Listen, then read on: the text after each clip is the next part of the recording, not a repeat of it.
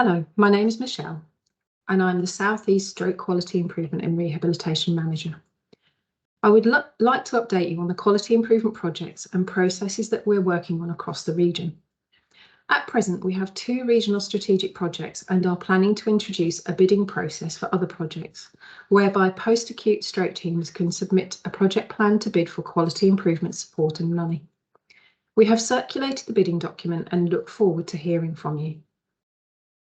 Our 2 regional projects already under development relate to psychology provision and stroke staff training, but we could easily have focused on many other themes, as you will have seen from our post-acute organisational audit data shown in the previous presentation. To summarise decision making related to our first regional projects, I will explain what we have done to date. I started in post at the beginning of February. During this time, I've worked closely with the ISDN leads to identify and prioritise possible projects. Our processes for doing this have developed over time.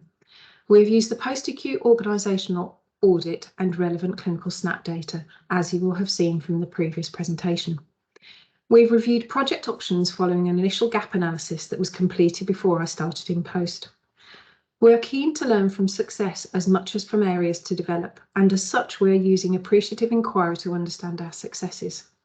An example of this was shared at a peer network event when the Wessex ISDN presented their matched care psychology project.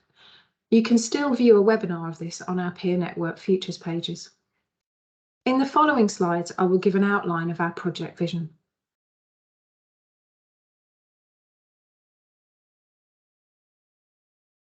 Project 1. This relates to improving psychologically informed care. Several service constructs could be considered, one of which is the delivery of psychologically informed care via a hub and spoke model. However, we've a long way to go before we can agree service design. First, we need to plan to geographically map where our Band 8 psychologists sit across the region and the whole time equivalent cover.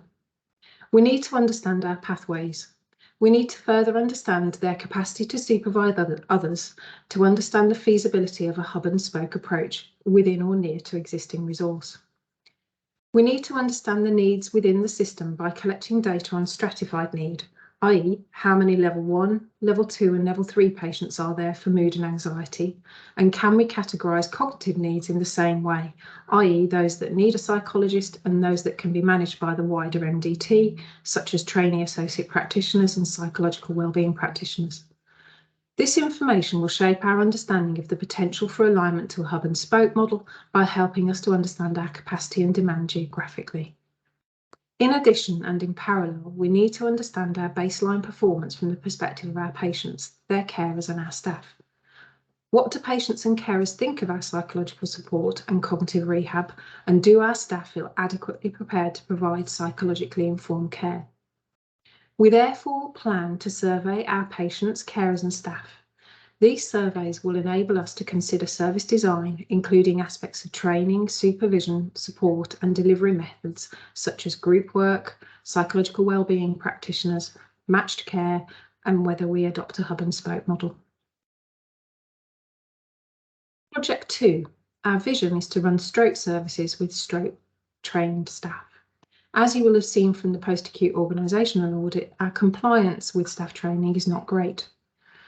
This vision links to the GIRFT recommendations numbers 21 and 23, as well as stroke service specification and RCP guidelines. We plan to survey staff. We already have anecdotal feedback suggesting that competencies and training are poorly complied with, and as I've stated, the post-acute organisational audit seems to confirm this. A survey of staff will help us understand the barriers and to co-design viable alternatives with staff. We want to consider how we sell competence to staff, possibly rebadging it as a learning support, with an emphasis on agreeing the learning action plan rather than testing competence. In addition, we have lots of neurology teams, not just stroke teams.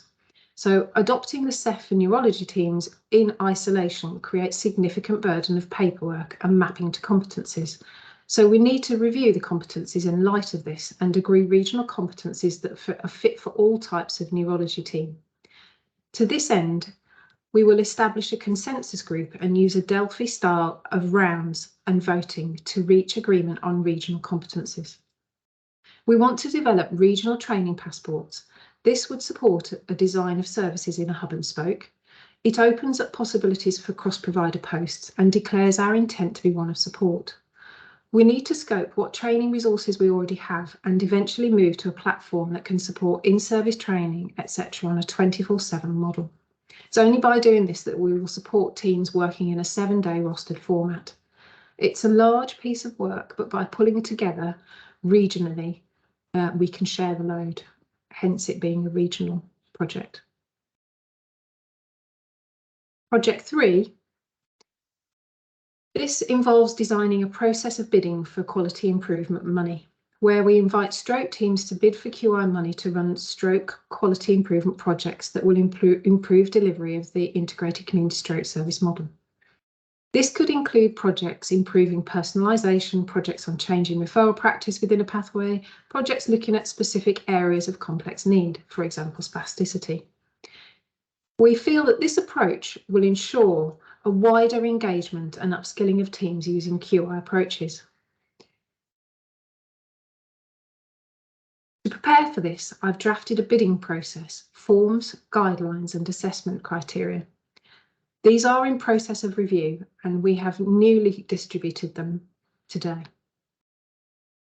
The submission deadline for bids is August the 26th. Please keep an eye out for the bidding document and we were really excited to hear your ideas. To summarise in the next 4 weeks, please watch for developments. I would love to hear from you with project bids. We have now agreed the bidding process and assessment criteria and the closing date is August the 26th. Please contact if you need support to complete a bid. We're really looking forward to hearing your ideas. Please submit your current competency documents to me before the end of July if possible, so that we can include them in the regional review. Thanks for listening, and hopefully I will see you at the next Peer Network event on the 6th of September.